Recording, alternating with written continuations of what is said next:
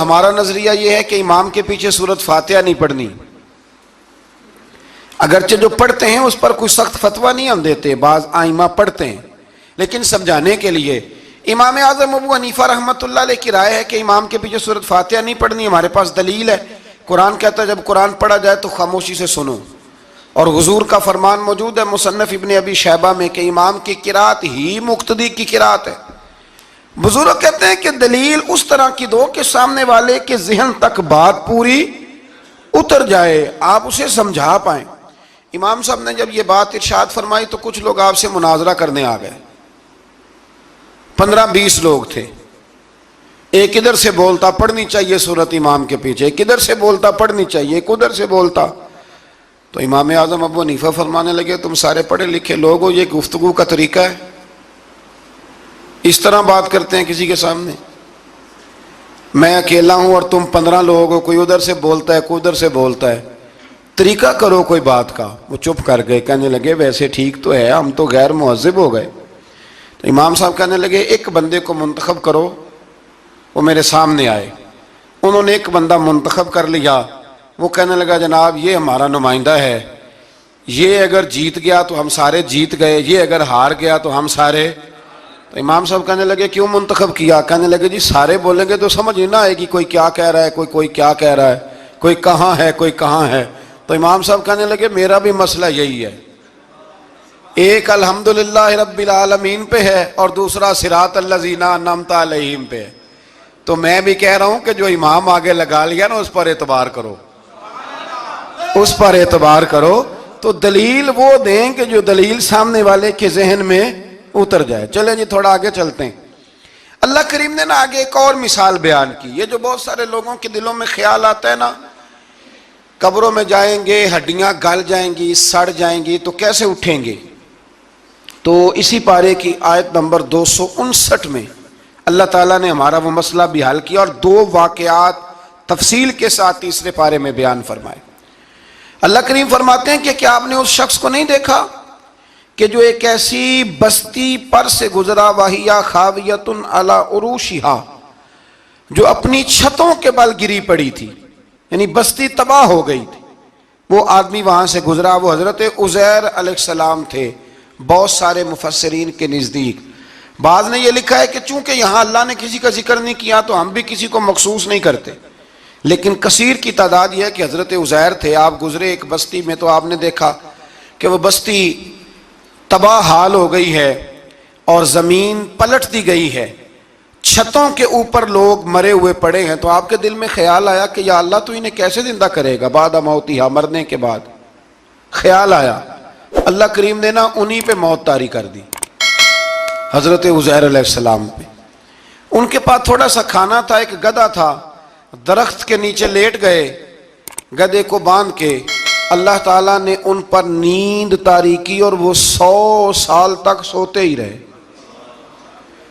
وہ بے آباد بستی آباد ہو گئی، وہاں شہر آباد ہو گیا، دنیا آباد ہو گئی، زمانہ آباد ہو گیا۔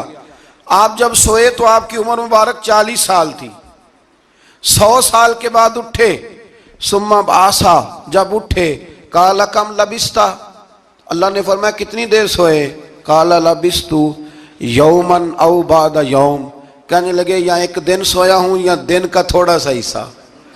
تو رب کریم نے فرمایا نہیں، آپ تو 100 سال تک سوئے رہے۔ فرمایا وہ دیکھو ذرا گدھے کی طرف، وہ گدھا جو تھا نا ان کا وہ گل سڑ گیا، ہڈیاں بکھر گئیں، اور وہ جو کھانا تھا نا پھل تھے، شربت تھا، سالن تھا، اس کا حال یہ ہے کہ لم یتسنہ، وہ باسی بھی نہیں ہوا۔ یہ ہے میرے رب کی قدرت، جس نے پہلے گل سڑ جانا تھا وہ باسی بھی نہیں ہوا، اور وہ گدھا اس کی ہڈیاں بھی بکھر گئیں۔ تو رب کریم نے فرمایا سمجھ آئی ہے میں مردے کیسے زندہ کروں گا؟ عرض کی یا اللہ ایسی سمجھ آئی ہے جو کبھی بھولے گی بھی نہیں۔ 100 سال تک سوئے رہے۔ یہ بڑا لطیف واقعہ ہے۔ حضرت عزیر علیہ السلام اٹھ کے نا تو اپنے گھر گئے تو کوئی پہچانتا ہی نہیں تھا۔ ایک بوڑھی اماں جس کی عمر بہت زیادہ ہو گئی تھی اس کو جا کے سلام لی تو آپ فرمانے لگے اس اماں سے یہ عزیر کا گھر ہے؟ تو اماں فرمانے لگی ہاں ہے تو عزیر کا، لیکن وہ تو 100 سال پہلے غائب ہوئے، دوبارہ آئے ہی نہیں۔ آپ فرمانے لگے اماں میں ہوں عزیر. اماں کہنے لگی کہ عزیر کی تو ہر دعا قبول ہوتی تھی، اگر آپ عزیر ہیں نا تو دعا کریں، میری ٹانگیں جواب دے گئی ہیں، آنکھوں سے نظر نہیں آتا، آپ دعا کریں، اگر آپ واقعی عزیر ہیں تو اللہ مجھے شفا دے دے گا. تو حضرت عزیر نے دعا کی تو رب نے انہیں شفا دے دی. حضرت عزیر کی عمر اس وقت بھی 40 سال تھی. حضرت عزیر کی عمر جب گئے تب بھی، واپس آئے تو، اور حضرت عزیر کا بیٹا ان سے ملا تو اس کی عمر 118 سال تھی. پوتے بھی بوڑھے تھے. لوگوں نے حضرت عزیر علیہ السلام سے کہا یہ کیا ہے؟ فرمانے لگے یہ میرے اللہ کی قدرت ہے، یہ میرے رب کی قدرت ہے. آج بھی آپ دیکھ لیں کہ کچھ لوگوں کے بال ساری زندگی سفید نہیں ہوتے، اور کچھ 17 سال کے 16 سال کے نوجوان ہیں تو سارا سال ان کا سفید ہو جاتا ہے. علامات وہ آ جاتی ہیں جو بوڑھوں میں ہوتی ہیں. تو اللہ تبارک و تعالیٰ نے فرمایا کہ یہ ہماری قدرت ہے، اس طرح کر کے ہم مردوں کو زندہ کریں گے. جب مومن قبروں سے اٹھیں گے نا، مومن آنکھ کھلے گی تو کہیں گے سویرا ہو گیا، جیسے ابھی سوئے تھے نا، کہیں گے دن چڑھ گیا. تو اللہ فرمائے گے ہاں دن بھی چڑھ گیا ہے اور رب رسول کے دیدار کا نظارہ بھی تمہیں دیا جائے گا. اٹھو، بڑی شاندار صبح ہوئی ہے. اور کافر جب اٹھے گا تو کہے گا اوہو اب میرے لیے کیا نئی سزا ہے. تو اس سے بالکل آگے متصل حضرت ابراہیم علیہ السلام کا وہ واقعہ اسی پارے میں ذکر کیا گیا ہے. جب حضرت ابراہیم علیہ السلام نے کہا تھا کہ اے اللہ مجھے دکھا تو مردے کیسے زندہ کرے گا، تو رب کریم نے فرمایا یقین نہیں. عرض کی یا اللہ اطمینان قلبی کے لیے. ایک علم الیقین ہوتا ہے، ایک عین الیقین ہوتا ہے، ایک حق الیقین ہوتا ہے. کہ یا اللہ میں اطمینان قلبی کے لیے. تو اللہ نے فرمایا 4 پرندے لے لو. حضرت ابراہیم علیہ السلام نے 4 پرندے لیے. کچھ نے لکھا ہے کوا تھا، مور تھا، مرغی تھی، کبوتر تھا، مختلف نام آئے.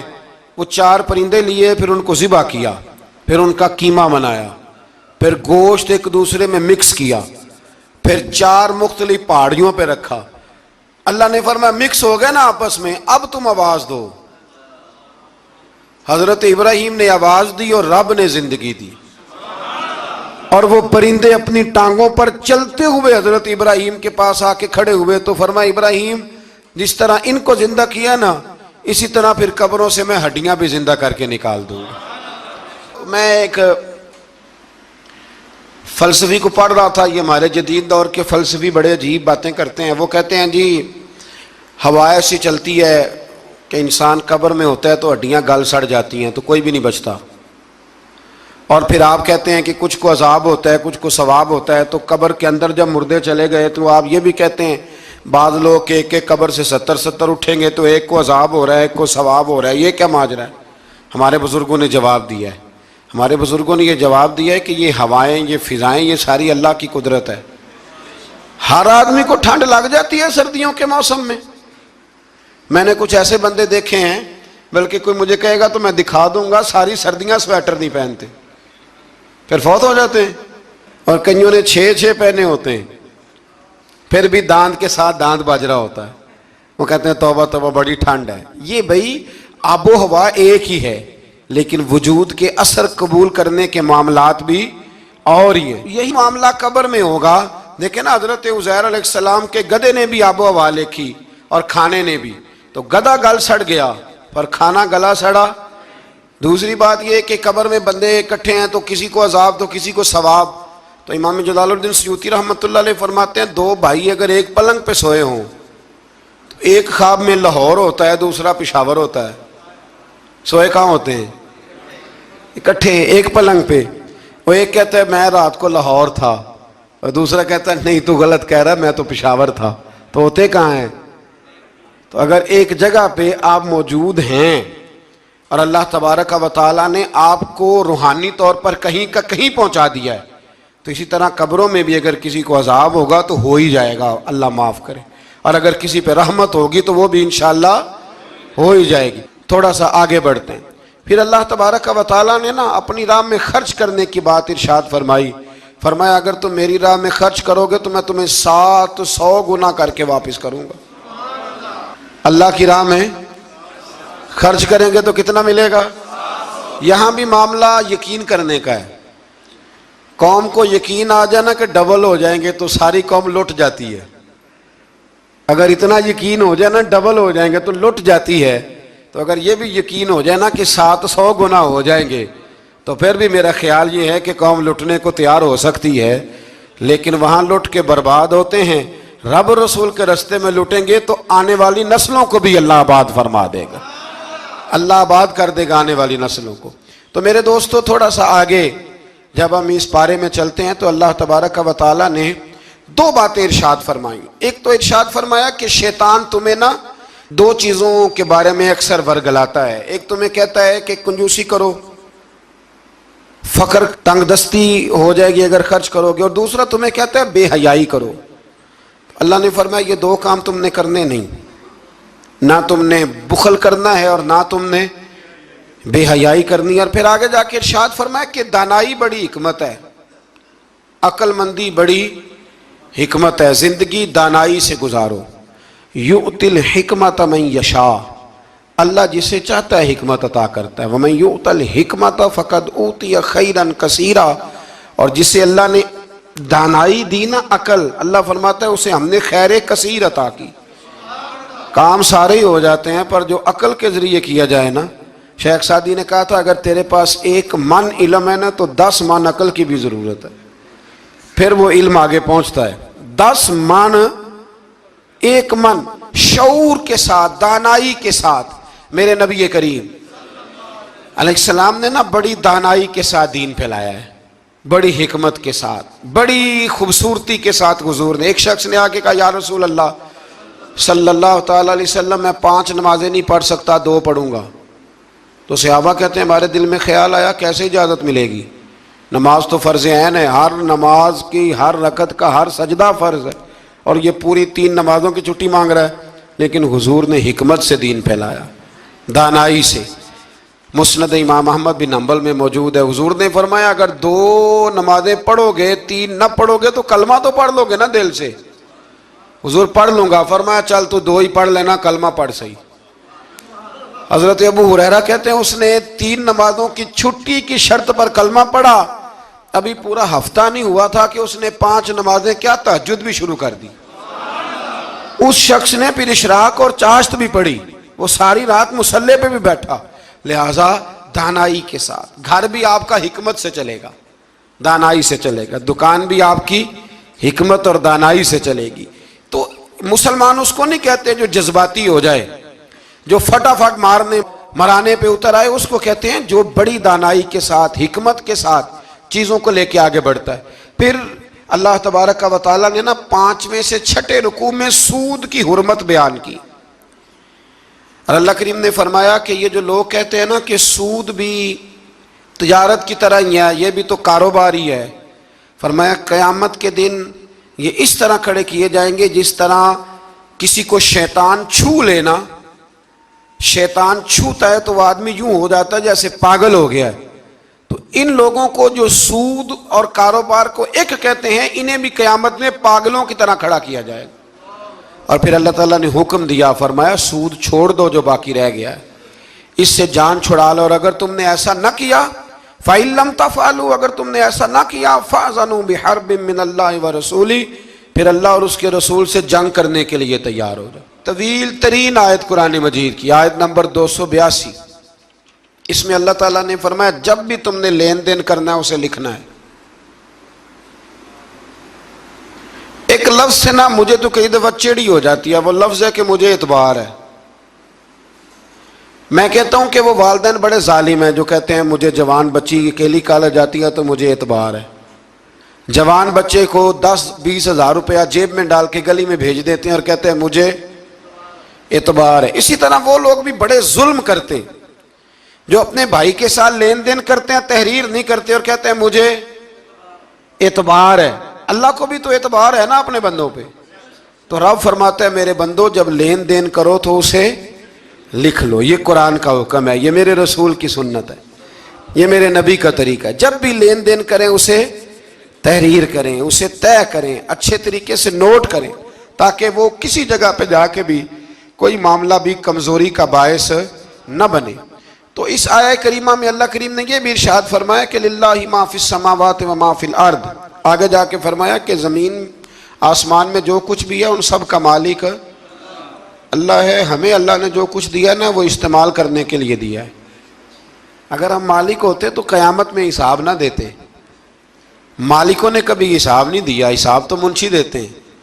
اللہ نے ہمیں استعمال کرنے کے لیے چیزیں دی ہیں، اس لیے اللہ فرماتا ہے ثم لتسألن یومئذ عن النعیم، قیامت میں نا میں تم سے ایک ایک نعمت کے بارے میں سوال کروں گا۔ تو یہ ساری امانتیں ہیں اللہ کی، جتنا کچھ ہمارے پاس ہے، وہ کوئی بھی صلاحیت ہو، کوئی بھی قوت ہو، تو اس کو صحیح استعمال کریں امانت کو۔ پھر میرے عزیز، اللہ تبارک و تعالیٰ نے نا اس سورہ مبارکہ کے آخر میں ہمیں ایک دعا سکھائی ہے، وہ بڑی شاندار دعا ہے، ہر چیز طلب کرتی ہے کہ اس کو پڑھا جائے، دیکھا جائے، پر اس دعا کے آخری لفظ یہ ہیں واعف عنا، اللہ ہم سے درگزر فرما، اور آخری لفظ یہ ہیں کہ واغفر لنا، اللہ ہمیں بخش دے، وارحمنا، اور اللہ ہم پہ رحم فرما، اس لیے کہ انت مولانا، تو ہی ہمارا مددگار ہے، فانصرنا علی القوم الکافرین، اللہ کافروں کے مقابلے ہمیں ہماری مدد فرما۔ انسانی تربیت کے لیے، تکمیل اخلاق کے لیے، بندہ مومن کی کردار سازی کے لیے، افکار و نظریات کو رجوع الی اللہ کا سبق دینے کے لیے جو انداز قرآن مجید نے اختیار فرمایا ہے وہ حکیمانہ بھی ہے، مؤثر بھی ہے، اور بہت جلد سمجھ آنے والا بھی۔ انسان کے ذہن و فکر میں جتنی چیزیں ابھر سکتی ہیں ان سب کے جوابات بھی، اس کو اپنی تعمیر کے لیے کن چیزوں کو اختیار کرنا چاہیے ان کے اختیار کرنے کا اسے پیغام بھی، اور پھر اس کے نتیجے کے طور پر اللہ کی بارگاہ سے اسے ملے گا کیا، اس انعام کا اعلان بھی۔ قرآن مجید فرقان حمید کا یہ خاص خاصہ ہے۔ قرآن حکیم کی سورہ انفال میں سے 3 آیات میں نے تلاوت کی ہیں۔ اللہ کریم نے دیکھیے یہاں ان تینوں آیات کے اندر کس مؤثر انداز میں اور کس خوبصورت پیرائے کے اندر ہمیں سمجھایا ہے کہ ہم نے اپنی زندگی اس طرح کی بنانی ہے کہ رب رسول کی بارگاہ میں قبول ہو جائے، اللہ کے انعامات نصیب ہوں۔ ارشاد فرمایا یا ایھا الذین آمنوا لا تخونوا اللہ والرسول، اے ایمان والو اللہ اور اس کے رسول سے خیانت نہ کرو، رب رسول سے خیانت نہ کرنا، وَتَخُونُوا أَمَانَاتِكُمْ وَأَنْتُمْ تَعْلَمُونَ، اور آپس میں بھی ایک دوسرے کے ساتھ خیانت نہ کرنا حالانکہ تم جانتے ہو۔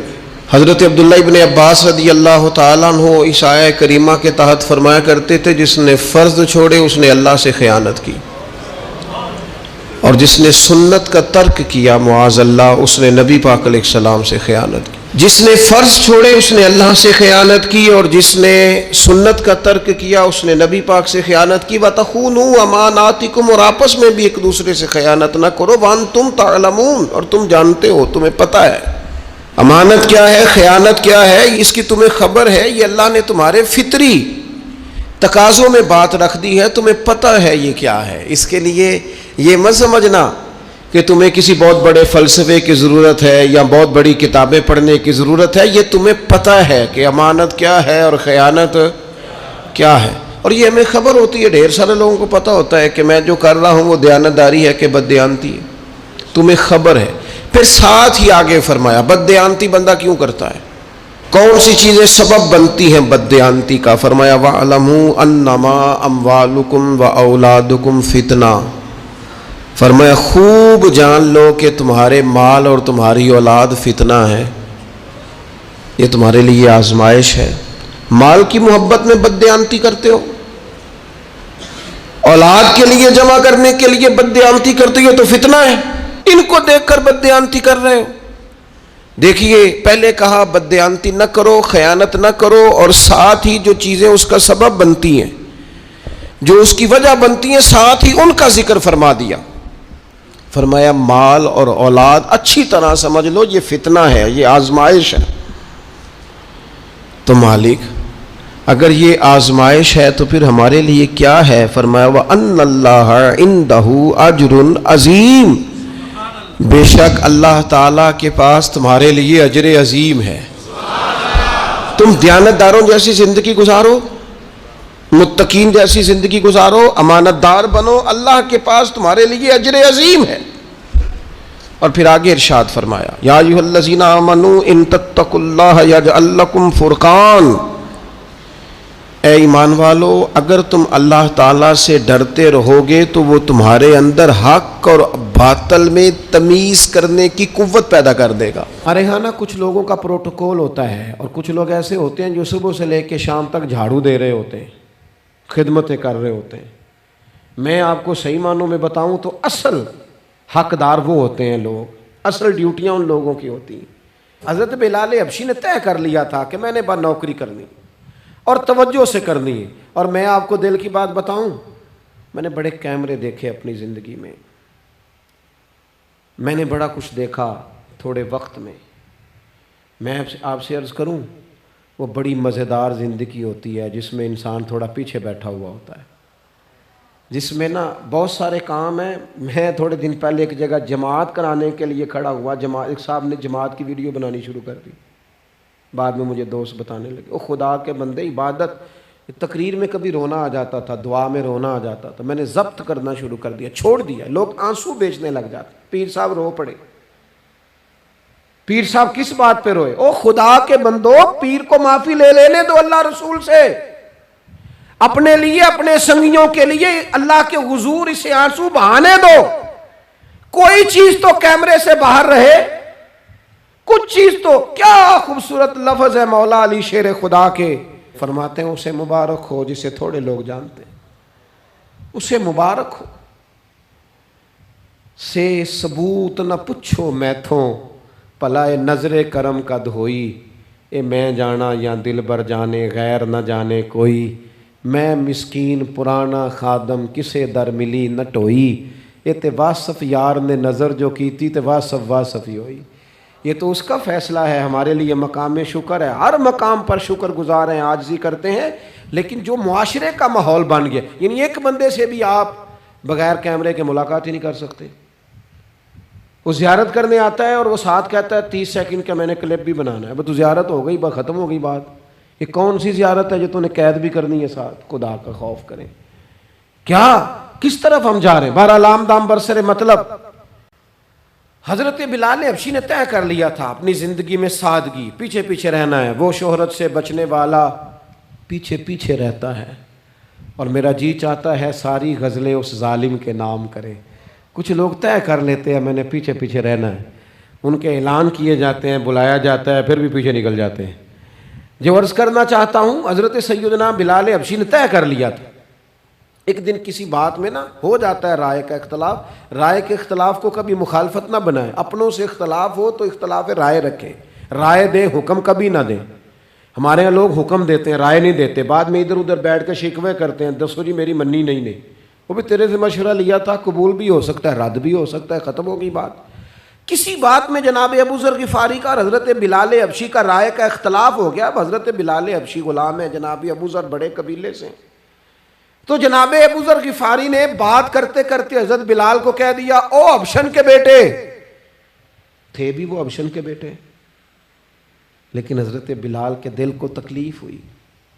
بعض لوگ کہتے ہیں میں نے سچ ہی بولا ہے. سچ اپنے بارے میں بولنا، تو دوسروں کے بارے میں سچ بولتا ہے. اپنے بارے میں بول، صرف تو دوسروں کے لیے بولے. او جی میں نے سچ ہی تو بولا تھا. سچ بولنے کی بھی حکمت ہے. سچ بولنے کی سب سے بڑا سچ کسی کو اللہ کی طرف بلانا ہے. اور میرا رب فرماتا ہے ادعو الی سبیل ربک بالحکمہ. کسی کو اللہ کی طرف بھی بلاؤ تو دانائی کے ساتھ بلاؤ، حکمت کے ساتھ. سب سے بڑا سچ بھی بولو تو دانائی کے ساتھ بولو. تو نے سچ بولا ہے اور تو نے لوگوں کا کلیجہ چیر کے رکھ دیا ہے. یہ کیا انداز ہوا تیرا سچ بولنے کا؟ یہ کیا طریقہ ہوا؟ حضرت سیدنا بلال حبشی رضی اللہ تعالیٰ عنہ کو جناب ابو ذر غفاری نے کہا حبشن کے بیٹے بات سچی تھی. حضرت بلال کو تکلیف ہوئی، کونے میں بیٹھ کے روئے. اور غلام روئے اور آقا کو خبر نہ ہو. تڑپے جو ہم یہاں تو مدینے خبر گئی. حضور علیہ الصلوۃ والسلام پتہ چلا، محبوب نے ممبر سجایا. حضور کی عادت تھی نامینیٹ کر کے اصلاح نہیں کرتے تھے، بائی نیم نہیں. نامزد کر کے نہیں، اوور آل بات کر دیتے، سمجھنے والے سمجھ جاتے۔ حضور فرمانے لگے لوگوں کو کیا ہو گیا ہے، میں نے تو جاہلیت کی ساری باتیں پاؤں تلے رون دی تھی، ابھی بھی کہتے ہیں بلال کو حبشن کا بیٹا۔ حضرت ابو ذر غفاری کہتے ہیں باقی تو کوئی نہ سمجھے تو میں سمجھ گیا۔ بڑا مشکل ہوتا ہے مجمع میں اٹھ کے معافی مانگنا۔ ہمارے ہاں بعض لوگ معافی بھی اس طرح مانگتے ہیں کہ یوں لگتا ہے گن بھی ساتھ پکڑی ہوئی ہے، معافی دو ورنہ گولی مار دوں گا۔ معافی مانگنے کا بھی طریقہ سلیقہ نہیں آتا، اور دنیا میں کچھ ایسے نفس پرست ہیں ان کو استادوں سے معافی مانگنے پڑی تو نہیں مانگ سکتے، مشائخ سے معافی مانگنے آتی ہے تو نفس کے بندے بن کے نفس کی غلامی کرتے ہیں، لیکن اپنی عزت کی جگہوں کو بھی درست نہیں کرتے۔ کتنا بڑا مجرم ہے جو باپ سے بھی معافی نہ مانگ سکے، جو ماں سے بھی نہ کہہ سکے میں غلطی کر گیا تھا۔ اتنی بڑی نفس پرستی، تو نے آقا بنا لیا اپنے نفس کو اپنا۔ مجمع میں معافی مانگنا، اعتراف کرنا، حق کو قبول کرنا، اپنے نفس کو ذبح کرنا۔ حضرت ابو ذر غفاری مجمع کے بیچ اٹھ کے کھڑے ہوئے، چمکتا دمکتا چہرہ، قبولیت حق کا جذبہ، اپنے نفس کو چیر دینا اور اس پر پاؤں رکھ کے رب رسول کا قرب حاصل کرنے کا ذائقہ۔ جناب ابو ذر غفاری حضرت بلال کے قریب گئے اور پھر ان کے سامنے لیٹ گئے، رو کے کہنے لگے حبشن کے بیٹے اٹھا اپنا پیر اور رکھ میرے سینے پہ، میں اس قوم کو بتانا چاہتا ہوں کہ تھا تو حبشن کا بیٹا، پر جب سے مدینے والے کا کلمہ پڑا ہے کائنات میں عزت والا ہو گیا ہے۔ یہ دیکھو کس نے ذروں کو اٹھایا اور صحرا کر دیا، کس نے قطروں کو ملایا اور دریا کر دیا، کس کی حکمت نے یتیموں کو کیا در یتیم اور غلاموں کو دنیا بھر کا مولا کر دیا۔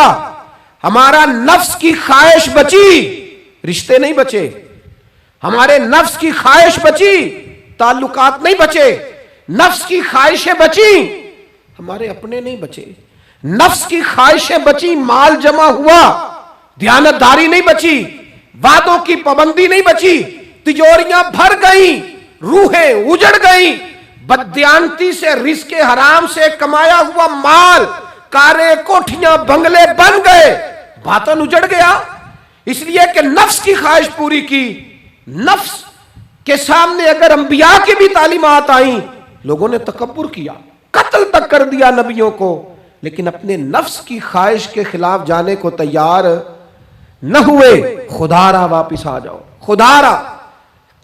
وقت آیا، یہ وقت بدلتا رہا، یہ دور تبدیل ہوتا رہا، لوگوں نے اپنی بادشاہیاں قائم کرنے کے لیے بڑے بڑے قتل کیے، ہلاکو خان نے انسانی کھوپڑیوں کے مینار بنائے، لوگوں نے بڑے بڑے ظلم کیے، جبر کیے، خوف اور ہراس پھیلایا، اپنے اقتدار پکے کرنے کے لیے بڑے بڑے جبر کیے۔ پھر کیا ہوا؟ ایسی ایسی بیماریاں لگیں جن کے علاج ہی کوئی نہیں تھے دنیا میں، بھری ہوئی تجوریاں، پیسے باہر گر رہے ہیں، پر ڈاکٹر کہہ رہا ہے تیرا مرض ہی وہ ہے جس کا علاج ہی کوئی نہیں۔ اللہ تبارک و تعالیٰ کے قانون سے جب لوگ ٹکراتے ہیں پھر پاش پاش ہو جاتے ہیں۔ وقت گزرا، ٹائم یزید کا آیا، وقت گزرا تو ٹائم عبید اللہ ابن زیاد کا آیا، ٹائم شمر کا آیا۔ 1450 سال گزرنے کے بعد اس ہزاروں کے مجمع میں سے ایک ایک بچے کو حدیث یاد ہے کہ حسن اور حسین جنتی جوانوں کے سردار ہیں۔ بتاؤ یزید کو نہیں آتی تھی؟ شمر کو نہیں پتا تھا؟ کلمہ تو پڑھتے تھے نا یہ؟ عبید اللہ ابن زیاد کو نہیں پتا تھا؟ نبی پاک علیہ السلام کے کندھوں پر حسنین رہے، ان سب کو پتہ نہیں تھا؟ یہ جانتے نہیں تھے کہ یہ وہ حسنین کریمین ہیں جن کو حضور سنتے تھے، فرماتے تھے یہ میرے پھول ہیں دونوں؟ کیا بات رضا اس چمنستان کرم کی، زہرا ہے کلی جس میں حسن اور حسین پھول۔ آج 1450 سال گزرنے کے بعد امت کو حدیث آتی ہے کہ نبی پاک علیہ السلام نے فرمایا جس نے حسن اور حسین سے پیار کیا اس نے مجھ سے پیار کیا، جس نے ان سے بغض رکھا اس نے مجھ سے بغض رکھا۔ کلمہ پڑھتے تھے، مسلمان کہلاتے تھے. 10 محرم کو جمعے کا دن تھا. امام حسین امامہ باندھ کے گھوڑے پر بیٹھ کر خطبہ دینے لگے تو ایک شخص اندر سے بول کے کہنے لگا حسین تقریر لمبی نہ کر, ہمارا جمعہ لیٹ ہو رہا ہے. بلے ہو نمازیو, سامنے وہ شخصیت کھڑی ہے جس پر ابھی درود پڑھیں گے نماز میں, اللہم صلی علی محمد وعلی, ابھی درود پڑھیں گے حسین ابن علی پر, ابھی شہید کر کے ابھی درود پڑھیں گے, وہ سامنے کھڑے. اور امام حسین کا ایک جملہ تاریخ نے یوں لکھا ہے کہ شاید ریت کے ذرے بھی تڑپ گئے. امام علی مقام فرمانے لگے مجھے غور سے دیکھو, تمہیں پتہ ہے میں کون ہوں؟ تم جانتے ہو میں کون ہوں؟ نبی پاک نے فرمایا تھا یہ حسن اور حسین میرے بیٹے ہیں کیونکہ میری بیٹی کے بیٹے. تمہیں پتہ ہے میں کون ہوں؟ سامنے امام حسین کھڑے. فرمایا مجھے جانتے ہو؟ اور امام علی مقام فرمانے لگے میں تمہارے نبی کا نواسا ہوں, اور آج کے بعد تمہیں کسی نبی کا کوئی نواسا نہیں ملے گا کیونکہ نبی پاک آخری نبی ہیں, اور جب حضور کے بعد کوئی نبی نہیں آئے گا تو کسی نبی کی اولاد کیسے ہوگی؟ تمہیں آج کے بعد کسی نبی کے نواسے کی زیارت نہیں ملے گی. میں کیسے آپ سے یہ بات آپ کو عرض کروں کہ سامنے حسین ابن علی بھی ہوں تو لوگ نفس کی خواہشیں پوری کرتے ہیں, لوگ اپنی کرسیاں پکی کرتے ہیں, لوگ گورنریاں پکی کرتے رہے, لوگ گڈ بک میں جانے کے لیے ایک دوسرے کو شاباشیاں دیتے رہے, جشن ہوتا رہا. سب سے پہلے ایک شخص نے امام حسین کا قافلہ روکا تھا, اس کا نام حور بن یزید تھا. سب سے پہلے اس نے روکا تھا. وہ ایک لشکر کا سپہ سالار تھا. جب امام حسین رضی اللہ تعالیٰ عنہ نے خطبہ پڑھا نا تو حور یزیدی فوج میں تھا, واپس گیا اور عبید اللہ ابن زیاد سے جا کے کہنے لگا, یا جو بھی وہاں لوگ موجود تھے یزیدی فوج کے, ان سے کہنے لگا تم نے تو کہا تھا کہ صرف راستہ روکنا ہے, تم نے تو کہا تھا کہ صرف ان سے کچھ منوانا ہے, تم نے تو جب مجھے بھیجا تھا تو کہا تھا کہ بات تھوڑے معاملات ہیں. اوہ سچ بتاؤ نبی کے نواسے کو شہید کرو گے؟ تم نے تلواریں نکال لی ہیں, نیزے نکال لیے ہیں, تیر نکل آئے ہیں, تیاری مکمل ہے, مجھے سچ بچاؤ, کیا حسین ابن علی کی گردن پر خنجر چلانے لگے ہو؟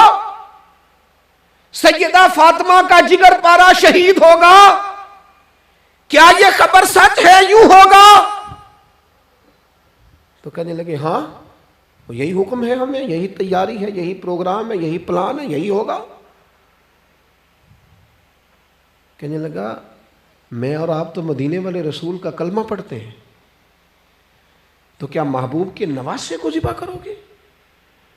جناب علی اکبر کو جن کا چہرہ رسول پاک سے ملتا ہے, حضرت قاسم بن حسن کو, جناب علی کے بیٹوں عباس بن علی کو, حضرت علی کے بیٹے ابو بکر بن علی کو, حضرت علی کے بیٹے عمر بن علی کو, حضرت علی کے بیٹے یہ بھی 3 کربلا میں موجود, حضرت عثمان ابن علی کو, ان کو شہید کرو گے؟ نے کہا ہاں تیاری ہو گئی ہے. تو سب کے ضمیر مردہ نہیں ہوتے, ہاں بڑی بڑی سخت جگہوں پہ پھول اگتے ہیں. حر نے جب ان سے کہا کہ تمہارا پکا ارادہ ہے, کہا پکا ارادہ ہے, تو اس نے کہا یہ زیرہ پکڑو, یہ عہدہ پکڑو, مجھے تمہارا دیا ہوا عہدہ نہیں چاہیے, حسین کے نانا کی دی ہوئی جنت درکار ہے, یہ رکھو اپنے پاس, مجھے تمہارا. ایڑی لگائی اس نے اور دوڑا اور امام حسین کے قدموں میں گیا. کہنے لگا حضور میں مجرم ہوں, میں خطا کار ہوں, میں نے سب سے پہلے آپ کو روکا تھا, پر مجھے قسم ہے اللہ کی میں جانتا نہیں تھا ان کا ارادہ کیا ہے. حضور بھول گیا, غلطی کر بیٹھا, یہ انتے ہوں گے, ان کی آنکھوں میں پٹی بندی ہوگی, اور مجھے تو پتہ ہے نا کہ دنیا کو پھر محمد کا نواسا نہ ملے گا, مجھے خبر ہے. اگر معافی مانگوں تو معاف کر دو گے؟ پہلا مجرم ہوں, میں نے روکا ہے. اگر آ جاؤں تو قبول کر لو گے؟ یہ ظرف، یہ حوصلے، یہ توانائیاں اگر ہیں تو سیدہ فاطمہ کے دودھ میں ہیں، یہ شیر خدا کی تربیت میں ہیں، یہ محبوب نے جو ان کی زبانوں کو چوسا تو اس کرم میں ہے۔ حضرت امام حسین نے اٹھ کے سینہ یوں چوڑا کیا، ہاتھ پھیلائے، فرمایا آجا، لگ جانا میرے سینے کے ساتھ، تو آ جانا، تو نے دیر کی، ہم تو پہلے سے منتظر تھے، تو آ جا، تیری ساری معاف ہیں۔ ہور کے مقدر جاگے، امام علی مقام کے لشکر میں شامل ہوا۔ بعض نے لکھا ہے جو لوگ ابتدا میں شہید ہوئے امام حسین کی طرف سے، ان میں ہور شامل۔ خدا را کچھ خواہشات، کچھ نفسانی باتیں چھوڑ دو، سارا دن اپنے آپ کو ہی منواتے رہنا۔ اپنی ضد کے سامنے لوگ بڑے بڑے ادارے تباہ کر دیتے، بڑی بڑی جماعتیں تباہ ہو گئیں، بڑے بڑے آستانے خیر کے ٹوٹ گئے، لیکن ہماری انا، ہماری ضد، ہمارا تکبر، ہماری اپنے لیے خواہشات یہ ختم نہ ہو سکیں۔ امام حسین رضی اللہ تعالیٰ عنہ کو جن لوگوں نے شہید کیا، انہیں حضور کا خون نظر نہیں آیا، نفس کی خواہشیں نظر آئیں، جائیدادیں نظر آئیں، لیکن پتہ ہے کمال کیا ہے؟ ہمیشہ جو لوگ حق قبول کرتے ہیں نا، اللہ تعالیٰ انہیں یہ عزت عطا کرتا ہے۔ دو چار باتیں میری ضرور لے کے جانا، یہی لنگر ہے آج پیغام حسین کانفرنس کا۔ دیکھو آپ کے والد آپ کو جو سمجھاتے ہیں وہ ٹھیک ہے یا جو آپ کہہ رہے ہیں وہ ٹھیک ہے؟ غور کرو، آپ کے اساتذہ اور مشائخ جو آپ کو کہتے ہیں وہ ٹھیک ہے یا جو ضد آپ نے لگا لیا وہ ٹھیک ہے؟ اور سب سے بڑھ کر اللہ رسول کا حکم زیادہ مؤثر ہے یا جو آپ نے اپنی مرضی سے چیزیں طے کی ہیں وہ زیادہ مؤثر؟ اپنی نفسانی خواہشات کو تھوڑی دیر کے لیے کنٹرول کرو، اپنے آپ پر تھوڑی دیر کے لیے پابندی لگاؤ، ایک ایک کر کے اپنی خواہشات کو کچلو، زندگی کے اندر کچھ ایسی چیزیں پیدا کرو جس سے روح تازہ رہے، دل تازہ رہے، طبیعت تازہ رہے، دین بچا رہے۔ جتنی طلاقیں ہوتی ہیں نا معاشرے میں، ہم سے اگر دن میں 100 لوگ مسئلہ پوچھتے ہیں تو 95 طلاق والے ہوتے ہیں، سوائے اس کے کہ نہ میاں ہارنے کو تیار تھا نہ بیوی ہارنے کو تیار تھی، بالآخر رشتہ ہی ہارا، دونوں کے ہوتے ہوئے بچے یتیموں جیسی زندگی گزارنے لگے۔ تھوڑی دیر کے لیے لوگ چپ نہیں کیے، سارا کچھ ختم کر لیا۔ اپنی مزاج کے اندر، اپنی طبیعت کے اندر تحمل پیدا کرو، بردباری۔ میں ایک دفعہ بہت پریشان تھا، حالات کچھ عجیب رخ اختیار کر گئے، بہت پریشان تھا، تو میں ایک بزرگ کی خدمت میں حاضر ہوا، میں نے کہا دعا فرمائیے گا، تو مجھے کہنے لگے سیدہ زینب کی سیرت پڑھو۔ تو میں نے پہلے دن آ کے کتاب کھولی نا، تو دربار دمشق میں جو جناب زینب نے کلام فرمایا نا، انسان ٹوٹ جاتا ہے، لیکن انسان حق پہ ہو کہ اگر گلا بھی کٹا لینا تو اس کا مزاج طاقتور رہتا ہے، روح طاقتور رہتی، اسے محسوس ہوتا ہے کہ میں کمزور نہیں پڑا۔ یزید نے جب کوئی بات کی نا دمشق کے دربار میں، تو حضرت زینب پیچھے بیٹھی تھی پردے کے لوگوں کے درمیان، اس نے جب کوئی بات کی تو جناب زینب وہاں سے اٹھ کے، ہماری خواتین ہر بات پہ روتی ہیں، دو کہیں کہ ختم ہی نہیں ہوتے، جناب زینب پیچھے سے اٹھیں پردے کے پیچھے سے، اور جب اپنی گرجدار آواز میں انہوں نے گفتگو شروع کی تو وہاں ایک نابینا بزرگ بیٹھے تھے جو مولا علی شیر خدا کی بارگاہ میں حاضری دیا کرتے تھے۔ جب سیدہ زینب نے خطبہ شروع کیا نا تو وہ بزرگ چونک گئے، اور وہ نابینا تھے تو ساتھ والے آدمی کا گھٹنا ہلا کے کہنے لگے علی آ گئے دربار میں، علی کی آواز ہے، علی بول رہے دربار دمشق میں، وہ زینب کا خطاب منبر پہ علی بول رہے ہوں جیسے، علی آ گئے، وہ گرج آواز میں، وہ تنتنا، وہ دبدبا، وہ وزاداری، وہ ان کی بات میں صداقت، کانپ گئی ہر چیز دربار کی۔